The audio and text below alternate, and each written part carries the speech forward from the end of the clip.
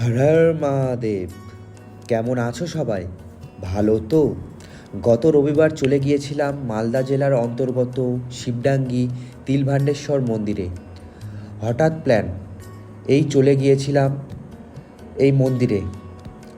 এর আগে অনেকবারই এসেছিলাম। আমাদের বাড়ি থেকে প্রায় 20 কিলোমিটার দূরে অবস্থিত এই মন্দির।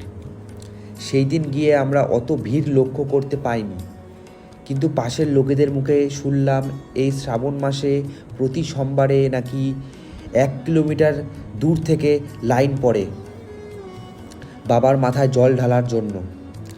সেই দিনও কিছু কিছু দোকানপাট খুলেছিল, যেমন প্রসাদ, স্টেশনারি থেকে শুরু করে ঠাকুরের অনেক যাবতীয় জিনিসের দোকান। তো কারা কারা যাচ্ছ শেষ সোমবারে এই শিবডাঙ্গি মন্দিরে বাবার মাথায় জল ঢালার জন্য, অবশ্যই কমেন্ট করে জানাবে। আর ভিডিওটি যদি ভালো লেগে থাকে তাহলে অবশ্যই লাইক, কমেন্ট এবং বন্ধুদের কাছে ভিডিওটি শেয়ার করে দাও। হর হর মহাদেব।